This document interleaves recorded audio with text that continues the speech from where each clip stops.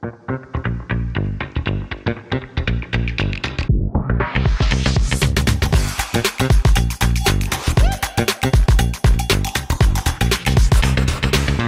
meu povo, fala minha pova, estamos aqui no Vetex Day Studio by E-Commerce Brasil com o ilustre Rodrigo Haddad. Obrigado por compartilhar um pouquinho do seu tempo com a gente.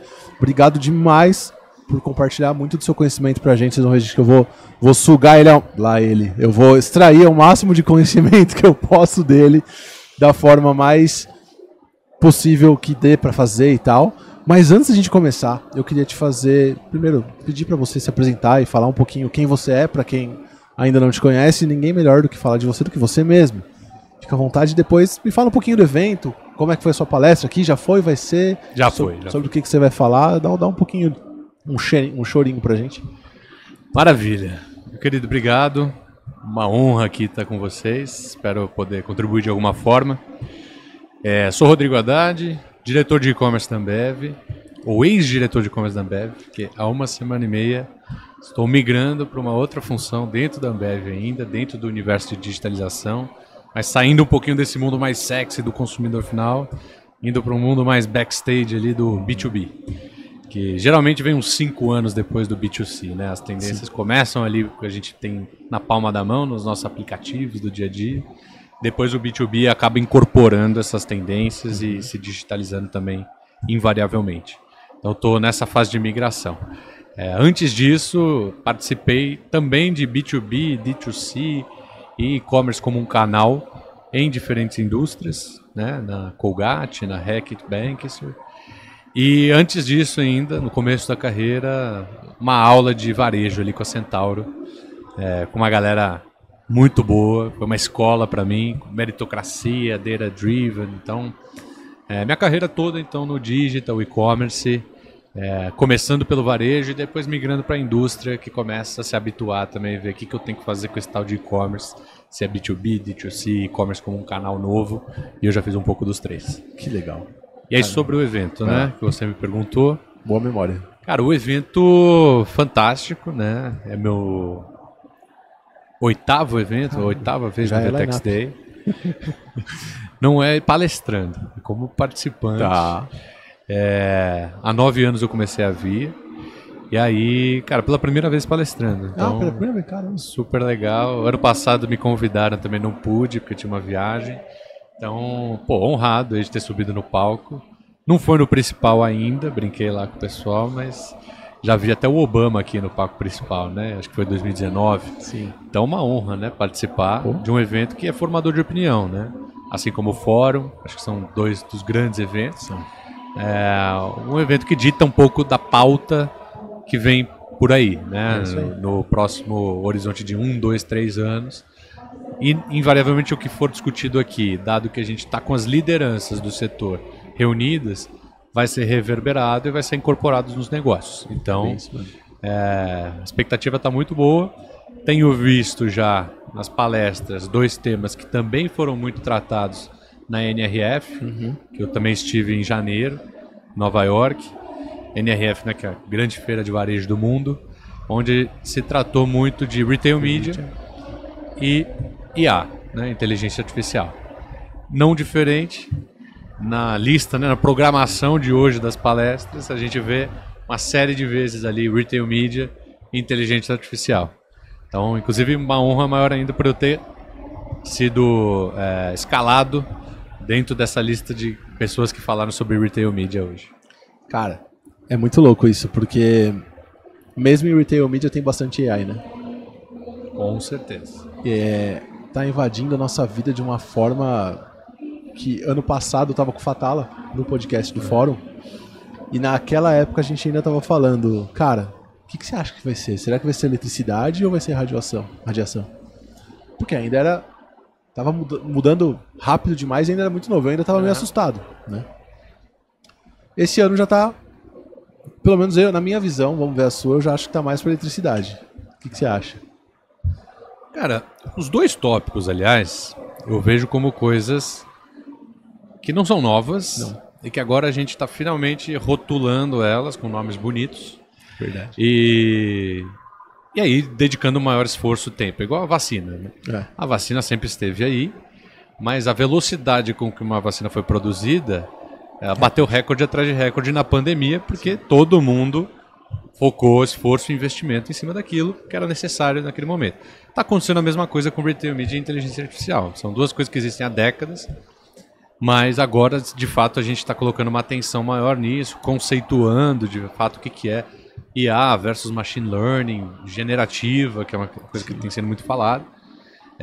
Mas são realidades, né? A gente só chega nesse ponto de discutir as coisas mais profundamente, delas virarem pauta do VTEX Day, da NRF, a partir do momento que elas viram realidade, e não mais aquela promessa e tal.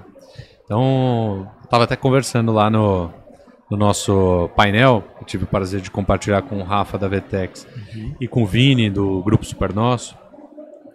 Veio uma pergunta em termos de, cara, de fato melhora o retorno das suas ativações, campanhas, quando você segmenta melhor as audiências, aí falando de Retail Media, que essa grande magia do Retail Media é conseguir segmentar melhor, targetear melhor as suas campanhas, porque o varejo é dono do dado do consumidor, conhece o consumidor e assim consegue colaborar com a indústria ou com qualquer que seja o anunciante para fazer um melhor targeting daquela campanha. E a minha resposta foi simples. Com certeza, tudo que você segmenta, o retorno é muito maior. Os estudos internos dizem que até 6 vezes maior das referências que a gente tem dentro de casa. E quanto mais você segmenta, né, a gente fala há alguns anos já de personalização. Tem que chegar no nível indivíduo. E, porra, nada melhor, não só para as empresas aí, varejo, indústria, mas também para nós como consumidores, se me tratar do jeito certo, na hora certa, do jeito que eu quero, sem interromper minha jornada, sem gerar fricção. Então, como é que a gente individualiza essa comunicação, as promoções, o que quer que seja? Nada melhor do que inteligência artificial. É isso aí. Aí conecto o que você trouxe. Retail Media e inteligência artificial, sim, podem andar muito juntas.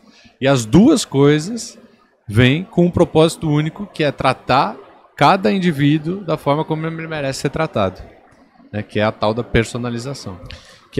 Você tocou em mais um tópico que é muito velho já, mas eu ainda acho que, cara, pelo menos aqui no Brasil, e eu queria muito ouvir a sua visão nisso, a maioria das empresas não conseguiu brincar com essa tecnologia ainda, assim. Tá mais no nível, olá Rodrigo, tudo bem? Sabe? Tipo, eu fico um pouco, quando eu olho assim, eu falo, cara, dava pra fazer tanta coisa. O que você acha que trava? Cara, tem um componente inevitável que é cultural. Sim. Né? Alguns setores do varejo, por exemplo, ainda são muito setores familiares, conservadores, setores que estão aos poucos se abrindo para novas ideias, para colaboração entre varejo e indústria, por exemplo, para abrir um pouquinho esse leque. E o componente cultural, para mim, ele é o básico para transformação. Geralmente a gente fala transformação digital, até o próprio Vini que estava ali comigo, ele costuma dizer que transformação digital é só transformação. É igual o chapéu mexicano no México. Ele está na era digital. É transformação, basicamente todo, isso. E aí, transformação, para mim, conceituando, é 60%, 70% pessoas, 20% processos e 10% tecnologia. Tecnologia cada vez mais está aí, disponível, commodity. A gente vê em uma era exponencial, a adesão do ChatGPT, por exemplo, foi coisa de dias.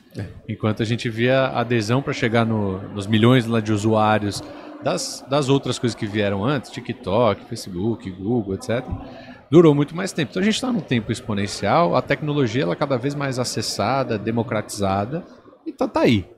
Né? Não chega a dizer que é commodity, mas é quase isso. Quase está chegando lá. Então assim, é menos sobre a tecnologia funcionar, porque ela funciona, né? Ela já está num grau legal, apesar de ter muito a evoluir.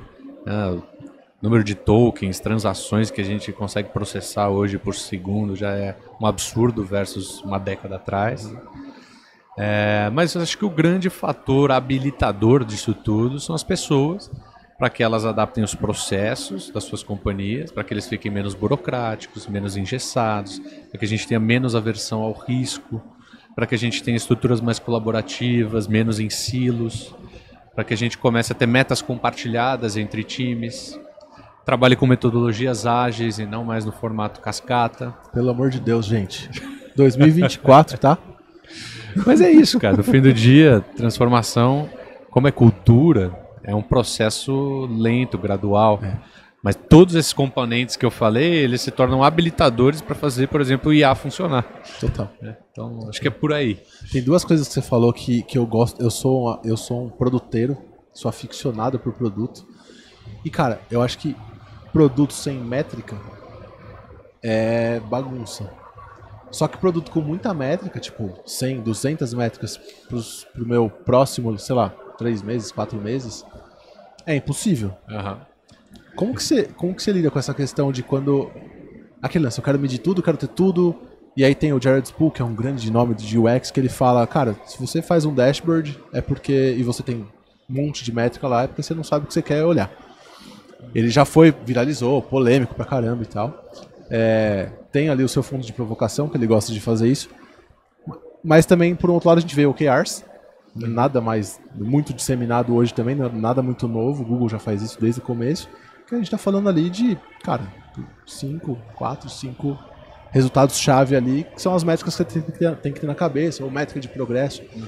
Como é que no seu dia a dia, com as suas equipes, como é que você traz essa questão de métricas, de dar uma métrica estratégica, de repente deixar eles quebrarem outras métricas táticas? Como é que você aborda essa questão para ter flow, sabe? Para coisa aí e ficar menos entregas de coisas e mais entregas de resultados, de outcomes? Perfeito. Cara, a Ambev, né, ela tem um componente cultural que, como eu estava falando, habilita para que as transformações aconteçam. Legal. É uma empresa ousada por essência. É uma empresa orientada a resultado, onde a gente tem até mesmo a remuneração, ela é agressiva no variável, porque a gente tem muito claras as metas. A gente sabe muito bem focar. A gente sabe muito bem olhar o Pareto, olhar o que vai fazer diferença, o que vai mexer o ponteiro. E, cara, isso é muito bom para a transformação no fim do dia. Porque a gente não começa a dar tiro para todos os lados, para depois afunilar. De fato, a gente já vai focadinho. Então, acho que a gente, enfim, tem métodos internos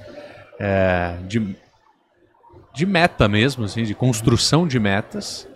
Agora, eles vêm se adaptando também com OKRs. Né? Acho que a incorporação dos OKRs é legal, porque ele vem para complementar as metas e não para substituir metas. Sim. Tanto é que uma das regras, né, de boas práticas de OKRs é você não remunerar em cima deles. Exatamente. Né? Então, assim, acho que a Ambev, por sorte, né, é uma das empresas para se estar nesse momento de transformação. E eu estava lá, por exemplo, quando estourou a pandemia. E, cara, não imaginava que em 4 ou 6 meses a gente ia conseguir fazer um turnaround, assim, evoluir como área de e-commerce, como a gente fez. Porque, de fato, a empresa é um pouco mais aberta, como eu falei, ao risco, à tomada de decisão rápida, enfim, orientar a resultado. Então, se tivesse que depender de um planejamento, uma burocracia, uma hierarquia global, tal, provavelmente a gente não teria conquistado o que a gente conquistou num curto espaço de tempo. Acho que é uma definição muito bem colocada de resiliência, né? Que no final é agilidade. Se vai ser Squad, método Spotify, se vai usar Kanban, como vocês são resilientes, né? Como que você enxerga essa questão de... Primeiro, acho que legal tocar na pandemia, porque teve muita empresa... eu não estava aqui, então eu não sei se o Zé Delivery chegou nessa época, então você me perdoa se eu estou falando uma besteira aqui. Mas tem muita empresa que, obviamente, o e-commerce estourou, porque era a única fonte de faturamento, porque estava tudo fechado. Onde eu estava, tinha todas as lojas físicas fechadas lá na Europa, e 10%, né, que era que o e-commerce estava ali, chegando a renda toda por ali, e aí explodiu. Só que ali a gente começou a falar, a gente precisa melhorar isso aqui, porque quando passar e reabrir tudo, o hábito vai ficar, mas você tem que ter uma experiência boa, porque senão a galera vai falar assim, pô, Perfeito. não vou comprar aqui, eu vou comprar em outro lugar, nem vou na loja. como que você enxerga no mercado, se você quiser falar também internamente, legal, que foi essa transição, e por que você acha que quais foram os fatores que fizeram que vocês permanecessem nessa crescente e que o digital tivesse essa projeção que está tendo, pelo que eu conheço de multinacional, quando alguma coisa no Brasil vai bem pra caramba, os gringos olham e falam assim, opa, vamos trazer pra cá. Foi isso? Conta um pouquinho pra mim, do que você pode falar, tá? Cara, o que eu vejo nesse sentido, né? Mercado, quem se preparou antes de um evento assintomático, né? Um evento do nada, quem se preparou surfou muito bem. Uhum. Quem não se preparou fez assim. Isso, exatamente. Deu uma estilingada, depois retraiu e aí teve que melhorar a experiência para voltar a crescer. Uhum. Então, exemplos, né? O próprio Zé. O Zé a gente vê como uma coisa que deu boom na pandemia. Ele já existia, né? Mas ele já existia há alguns anos. Já estava, o modelo de negócio já vinha sendo preparado para o futuro. Aí vem a veia Ambev de sede por inovação, de estar à frente do seu tempo. A gente já tinha, não só o Zé, tinha o Empório da Cerveja, sempre em casa, o Chopp Brahma Express, estávamos começando com o Bis, enfim, várias soluções olhando para frente, né? E aí, vários outros surfaram a onda aí, você pensa os e-commerces grandes, marketplaces no Brasil, o Mercado Livre, a própria Amazon, que estava entrando no Brasil, mas já crescendo muito, iFood, os próprios supermercadistas, que são meus parceiros de décadas, meus clientes. Você pega aqueles que já estavam com 10, 20 anos de e-commerce, putz, foi sem volta, assim. Sim. Super Nosso, que estava aqui comigo hoje, o GPA, Grupo Pão de Açúcar, que bateu papo também mais cedo contigo, Sim. o Zona Sul do Rio de Janeiro. Então, vários clientes que já vinham se preparando para isso. Quando você olha aqueles menos maduros, que falaram... palavra ferrou, preciso me virar para ontem, porque a loja física fechou, a gente precisa oferecer uma solução online. No começo, obviamente, cresceu, porque era o único canal para o consumidor acessar, mas no ano seguinte a gente vê uma retração. Por exemplo, no Meu Mundo, vários supermercadistas que lançaram online, alguns até fecharam, porque falaram assim, pô, esse negócio não dá dinheiro, esse negócio não funciona. E aí esquece que assim, é uma jornada, né? Não é em um ano que você vai provar no bottom line do P&L que aquele negócio já é a nova galinha de ouro do seu negócio. Então, enquanto esses que eu citei, Zona Sul, Super Nosso, Carrefour, o GPA, continuaram num crescimento de duplo dígito alto no segundo ano da pandemia, outros tantos fecharam as portas. Startups também. A gente viu nesse momento várias startups, o VC, né, Mercado de Venture Capital, bombando, um monte de startups surgindo, ou vindo para o Brasil, do México, da Colômbia, do Peru, e no ano seguinte também várias delas fechando a porta. Então, no final de tudo, é sobre a resiliência que Exato. você falou, né? E se preparar, né? Estar preparado para a próxima pandemia. Qual é a próxima pandemia? Não sabemos. Mas qual é a tendência que hoje a gente tem que catch up, a gente tem que estar pronto para quando houver uma nova pandemia, né? Porque não é uma questão de quando, né? Não é uma questão de se, é uma questão de quando. E a pandemia não necessariamente de alguma coisa de saúde, né? Tomara que não. É um evento num nível, desse nível, né? Um evento num nível inesperado. Sim. Cara, gostei demais do que você falou. Eu acho que... Espero que quem esteja assistindo consiga ter pego um pouco da essência disso para aplicar amanhã, no que você for fazer aí. Tem uma coisa que eu queria ouvir de você, que é a parte de ouvir o cliente. Eu sei que você está falando bastante de retail, media e tal, e eu estou talvez puxando para uns temas mais básicos, mas é porque quando eu vou olhar e eu vejo as pessoas se preocupando com muita coisa e esquecendo do arroz com feijão. E aí depois vem, digital não funciona, a gente ainda não está maduro o suficiente. E eu tô numa linha com o Vitão hoje cedo, foi interessante, porque ele falou, cara, o e-commerce ainda é uma onda que tá começando, e mais do que a gente começar a se estapear para ver quem vai ter o maior espaço, a gente começar a remar junto E aí quando a onda estiver boa mesmo, aí sim a gente vê quem vai pegar, quem tá do lado certo ali da onda, vai poder dropar. Mas o arroz com feijão, eu acho que ele é sempre válido. Eu pratiquei muito jiu-jitsu e o mestre sempre falava, olha, tá desesperado, você não sabe o que fazer, o cara tá te sufocando, arroz com feijão. Perfeito. E eu queria te ouvir um pouquinho, o que você recomenda de uma ação? Eu acho que você tem um estilo bem pragmático, fala assim, cara, vamos pegar aqui, vamos colocar aqui, ó, preto e no branco, o que a gente vai fazer? Que dica que você dá pra essa galera que tá te ouvindo agora, uma referência no assunto, tá sendo exportado aí todo esse conhecimento para fora, parabéns por isso. Mas eu queria ouvir de você. Uma lojinha que está indo pro digital agora, ou uma empresa um e-commerce que já existe, mas de repente só fatura, só consegue vender no Mercado Livre ou em algum marketplace. Perfeito. Cara, a gente acabou aqui desenrolando sobre assuntos que às vezes parecem ciência da NASA, né, que a gente fala rocket science, mas não é.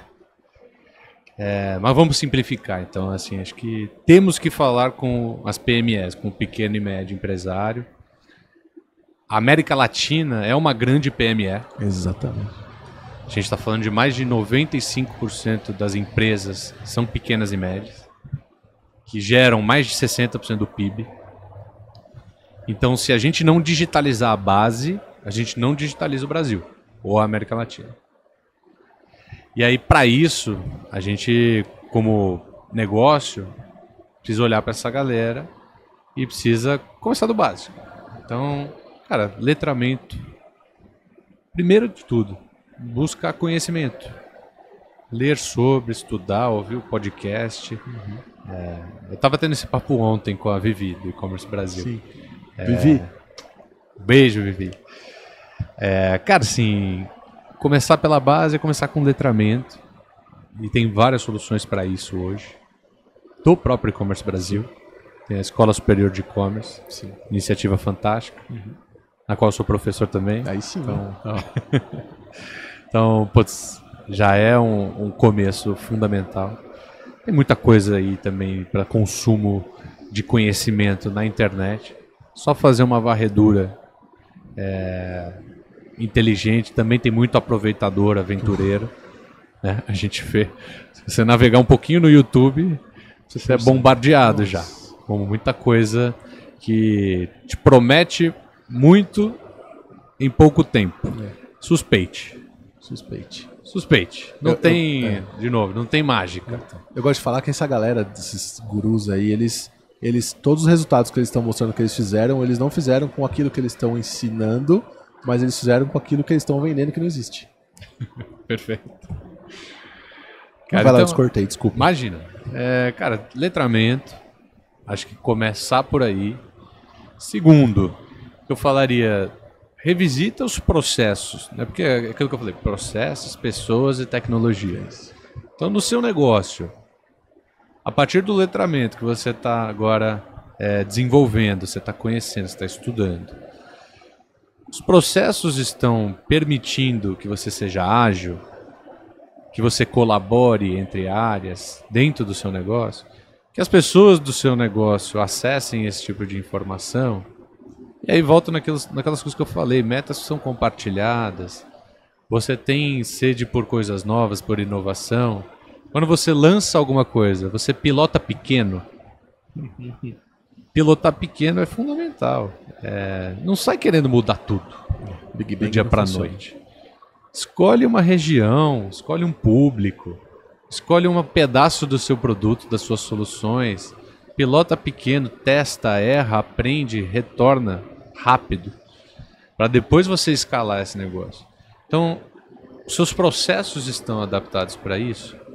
E depois sim a tecnologia. Aí a tecnologia, você vai ver se inicialmente faz sentido desenvolver dentro de casa ou se faz sentido terceirizar, outsource.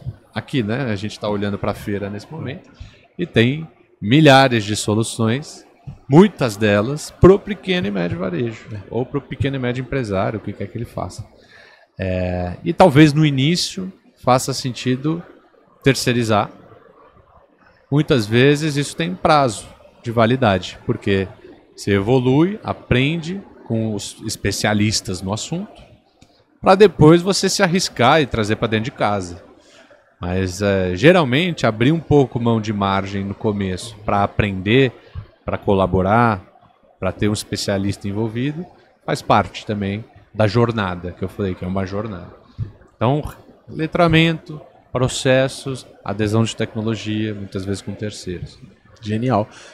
É legal porque a gente consegue fazer aqui, eu acho legal trazer isso porque a gente teve hoje 3 ou 4 conversas, a gente abordou quase as mesmas coisas e cada uma falando a mesma coisa de uma outra forma, sabe?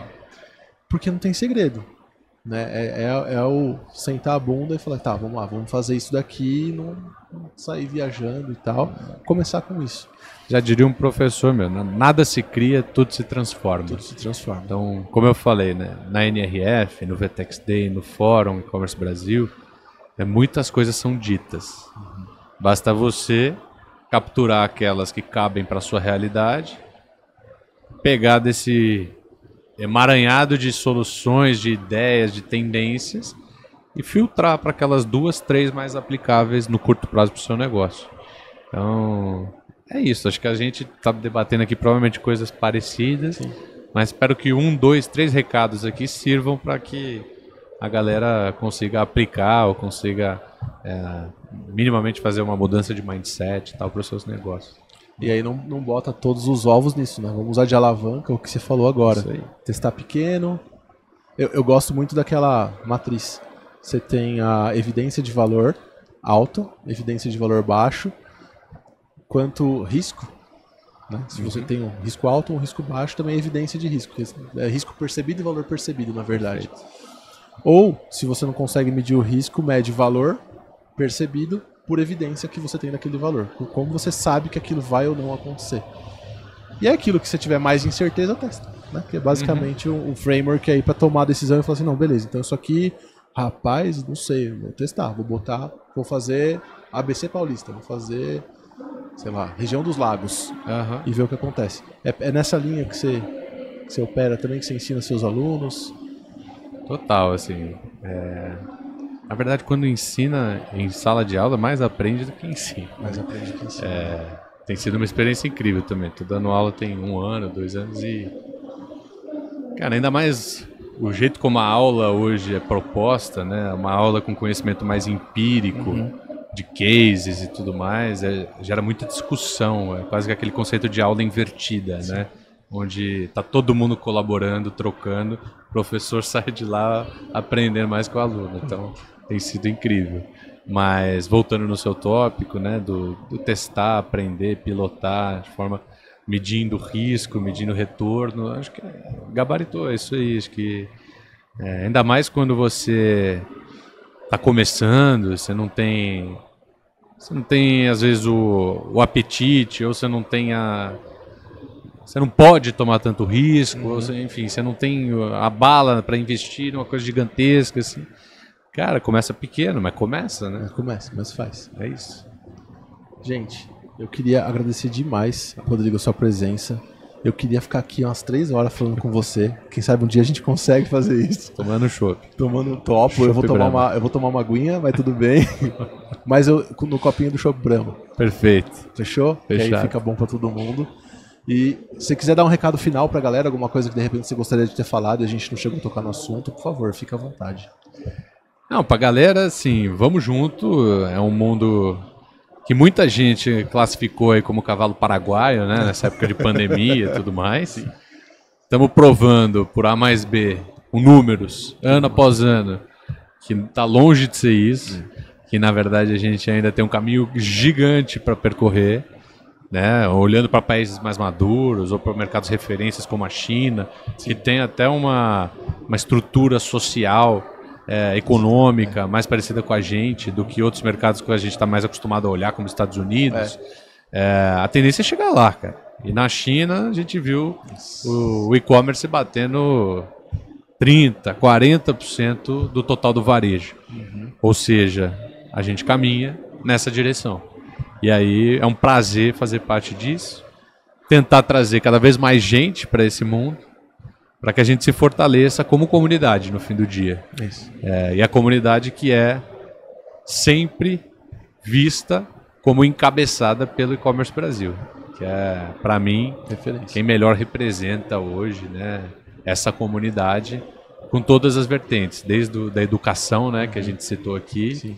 passando pelo que você está fazendo agora, passando pelo fórum e por aí vai. Então, obrigado, uma honra ter sido convidado por vocês que estão capitaneando essa evolução, transformação.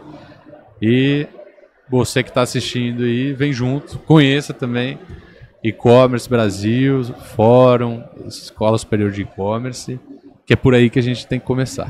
É isso. Sempre tem um caminho, o caminho é fácil, mas é difícil ao mesmo tempo. Mas depende muito da gente.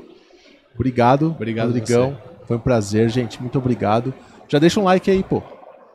Se você assistiu até aqui, deixa um like. O que você quer que a galera comente? Um último comentário aqui que você gostaria de ver. Beijo. Se você estiver aqui no evento, queria ouvir o que vocês acharam do evento. E de novo, nessa troca, nesse emaranhado de conversas e depoimentos que a gente extrai o suco ali, de fato ver, tá, aquele evento foi sobre o quê? O que saiu dali? Então, se estiverem no evento, comentem sobre. Se não, façam um brinde aí, por um mundo com mais razões para brindar, que seja com o Chopp Brahma ou com uma água Ama, que também está ajudando muito o mundo. Água Ama, verdade. Tamo junto. Obrigado, Rodrigo. Valeu. Valeu, gente.